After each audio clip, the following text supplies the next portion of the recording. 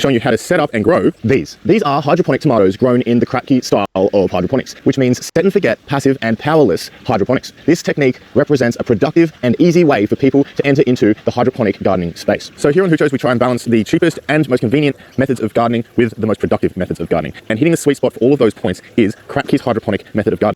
Not only is it easy, simple and cheap, but it is extremely productive. Now, it's all well and good for me to set up a system like this Bayo bucket hydroponic system and plug it into a wall, turn on the water, and say, emulate this, but not all of you may have access to Bayo buckets, irrigation tubing, or even electricity. So what I'm trying to do with this system is I'm trying to give you an option so that you don't need any of this stuff. All you need is the Kratky style of hydroponics, which means set and forget, passive and powerless hydroponics. This technique represents a productive and easy way for people to enter into the hydroponic gardening space. So here on Huchos, we try and balance the cheapest and most convenient methods of gardening with the most productive methods of gardening. And hitting the sweet spot for all of those points is Kratky's hydroponic method of gardening. Not only is it easy, simple and cheap, but it is extremely productive. Now, it's all well and the Kratky style of hydroponics, which means set and forget, passive and powerless hydroponics. This technique represents a productive and easy way for people to enter into the hydroponic gardening space. So here on Huchos, we try and balance the cheapest and most convenient methods of gardening with the most productive methods of gardening. And hitting the sweet spot for all of those points is Kratky's hydroponic method of gardening. Not only is it easy, simple and cheap, but it is extremely productive. Now, it's all well and good for me to set up a system like this Bayo bucket hydroponic system and plug it into a wall, turn on the water and say, emulate this, but not all of you may have access to Bayo buckets, irrigation tubing, or even electricity. So what I'm trying to do with this system is I'm trying to give you an option so that you don't need any of this stuff. All you need is a container that you can cover and drop a plant into, within which that plant can then grow into hydroponic nutrient and provide you with food for your family. Now, it almost sounds too good to be true, but the method works. We saw it in my last Kratky video where we had some really impressive roots, where we had some really impressive results. But I think that my last two Kratky videos have been misleading in the sense that they've both been under lights. You do not need to have a Kratky hydroponic system, or any hydroponic system for that matter, under LED lights. We can do it outdoors, and it doesn't just need to be lettuce. We can grow any plant in any container, given that you take into consideration the water and nutrient requirements of that plant. So with that in mind, let's choose our containers. These are the containers that I'll be using today. These are a 65-litre hole-free storage container. Now, they are recycled plastic. If you have a problem with recycled plastic, just find food-grade containers that suit your preference. All pots are made of recycled plastic, and we are just growing plants. The edible parts of the plants won't be touching this plastic. So suit yourself, do what you think is right. I will be growing my plants in these recycled tubs. The reason I have gone for 65-litre containers is because it's the largest container I could find. They are rigid as well, and it will help me in making what will be a lid and base for the plants to sit upon. You can use square tubs with lids if you like. I just like the idea of a nice sturdy bucket because the forces are even on all sides of a circle, and that will mean that this isn't going to warp, and it will provide a nice solid base for my plant. For the lids, I'll just be using some ply that I have left over from doing the studio, and I'll be cutting it out with a jigsaw. Now, if you don't want to do this part, just buy a container that already has a lid, and then you will not need to make lids.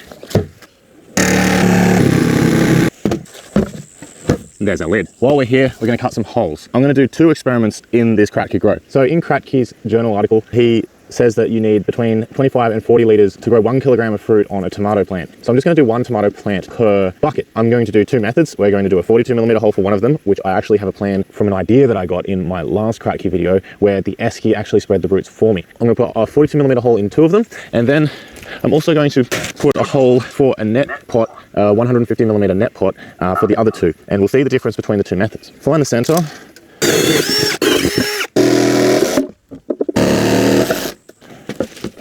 Very nice. This is something you definitely don't particularly need to do. You can cover this in plastic or something if you want to, but I want to sterilize it as well as waterproof it. So I'm actually going to burn these pieces of wood.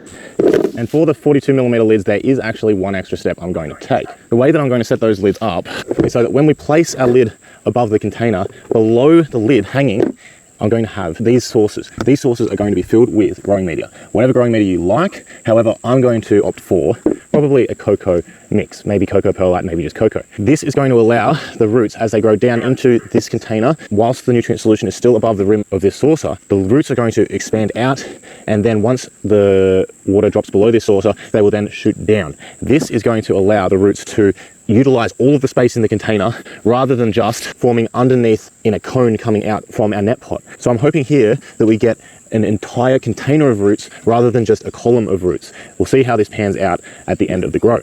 So I'll just put some holes in our saucer so that the water can enter and the roots can exit the saucer. And there it is. I'm now going to fill this up with grow media.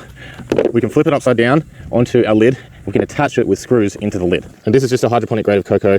I'm just doing this to give the roots something to spread along. And then after the nutrient solution drops below this will do absolutely nothing for the plant. Then we're gonna flip this upside down and do the exact same. Now, some people might say this isn't true Kratky.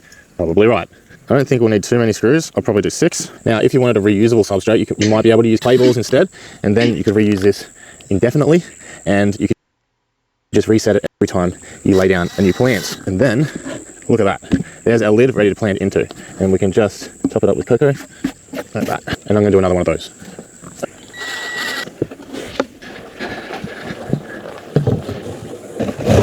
And that is all the lids for all the containers made. Now I just have to fill up the nutrients. Now I'm actually not going to be mixing nutrients this time. There's plenty of videos that I've got on how to mix nutrients. I'm just going to be filling these 4 containers up with the nutrients that I have in my IBC, which is a 1,000 litre nutrient reservoir. It is 2.4 EC and 6 pH. Campbell's Diamond Spec T hydroponic nutrient that I've pre-mixed and runs all of the systems in my greenhouse. So I'm now going to fill it up with a hose with hydroponic nutrient, and then we can start planting our plants.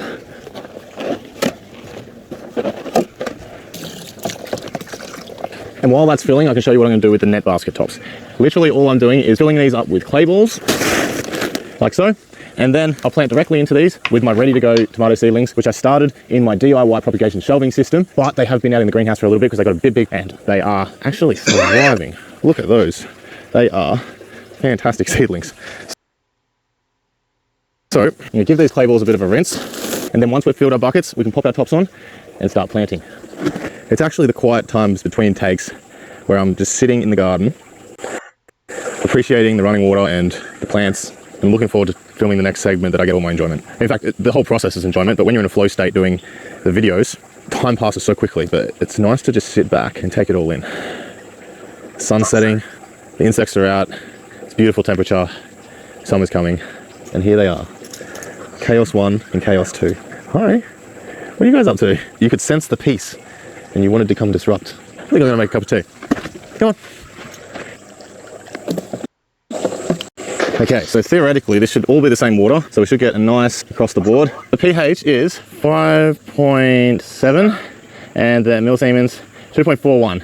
Okay, so while that last one fills up, we're going to plant out the other 3. So I'm just going to lay over the tops of our buckets, like so. So for the first 2, with our net pots, we're just going to drop our net pot in with half of our hydrogen already filled. This is probably going to overflow it some, like so. And then we can just drop in our plants. Just going to empty our water a little bit. We can choose our tomatoes, 1, and fill around. And with these ones, we're just going to drop the top on, let the water fill into the base, and you can see there the water is in the cocoa, and we're just going to drop our seedling straight through the hole. And into that hole, I'm just going to start packing cocoa because it's a bit sparse in there. And I'll just drop that in the hole as well. I'll just pack around that as well. And that's our Kratky setup. I'm now going to set up the time-lapse cameras and we'll see how they grow.